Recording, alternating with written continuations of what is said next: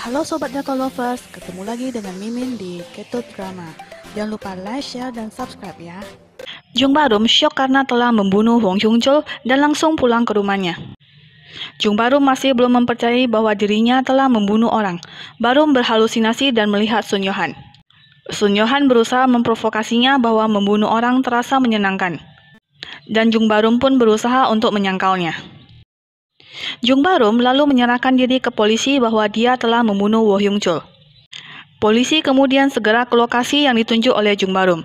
Tetapi, tim kepolisian tidak menemukan apa-apa di lokasi. Jung Barum merasa aneh dan berusaha meyakini detektif Komochi.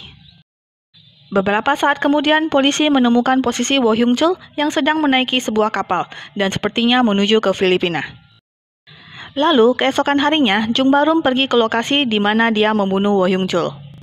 Di sana, dia menemukan bukti lantai yang terbakar dari perkelahiannya dengan Woo Hyung-chul, yang berarti ini bukanlah sebuah ilusi. Ternyata, malam itu ada seseorang yang menyingkirkan mayat Woo Hyung-chul dan membersihkan lokasi kejadian pembunuhan. Jung Barum kemudian ke kantor polisi untuk menyerahkan diri lagi. Tetapi, tiba-tiba ada yang menelepon dan menanyakan apakah kamu ingin mengetahui kenapa jasad Woo Hyung-chul hilang? Lalu, si penelepon mengajaknya bertemu. Ternyata si penelepon adalah Dr. Daniel Lee. Lalu Dr. Daniel Lee bertanya ke Jung Barum bagaimana rasanya saat kamu membunuh Woo Hyung-chul. Dr. Daniel juga berkata pada akhirnya otak Jung Barum akan dikonsumsi sepenuhnya oleh otak Sun Yohan. Dan karena telah membunuh Woo Hyung-chul, kecanduan membunuh Jung Barum yang tertahan di otaknya mungkin akan aktif kembali. Dan Barum tidak akan bisa berhenti sekuat apapun keinginannya. Dr. Daniel mendapat ide untuk mengalihkan insting pembunuh Jung Barum, yaitu dengan menghukum predator psikopat dan membawakannya DNA mereka untuk dipastikan apakah mereka adalah psikopat. Tetapi Jung Barum menolaknya.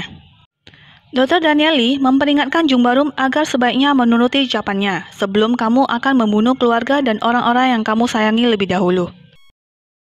Karena Obongi mabuk, Jung Barum datang menjemputnya dan mengantarkannya pulang. Sesampainya di rumah Obongi, Bongi yang masih dalam keadaan belum sadar hampir dicekik oleh Barum. Ada suara dalam kepala Barum yang menyuruhnya untuk mencekik lehernya. Untungnya, Jung Barum cepat menyadarinya lalu segera meninggalkan rumah Obongi.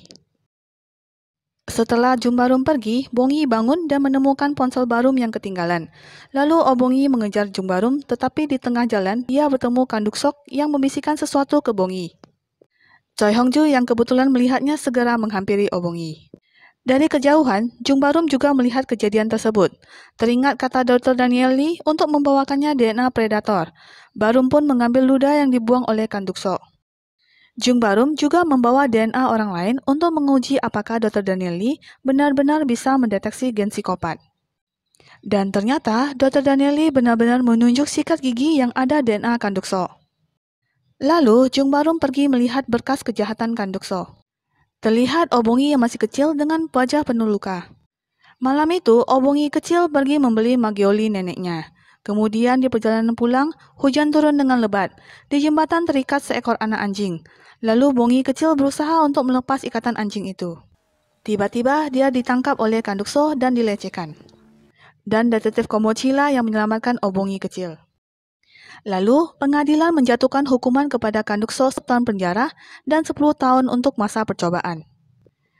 Jung Barum lalu menangis sedih mengetahui cerita Obongi dulu dan membuat tekad Jung Barum untuk membunuh Kanduk Sok. Choi Hong-ju mendatangi detektif Komochi dan menceritakan kejadian Obongi semalam. Karena marah, Komochi mendatangi Kanduk Sok lalu memukuli dan mau menembaknya dengan pistol yang kemudian membuat detektif Komochi ditangkap dan dimasukkan ke dalam sel. Malam itu, Jung Barum bersiap untuk membunuh Kanduk Sok. Tetapi Jung Barum malah menemukan Kanduk Sok yang pingsan karena bunuh diri, lalu membawanya ke rumah sakit. Karena hal itu, Jung Barum yakin bahwa Kanduk Sok sudah bertobat dan bukanlah seorang psikopat. Keesokan harinya, Jung Barum bertemu bibinya bersama seorang anak yang bernama Honsuk.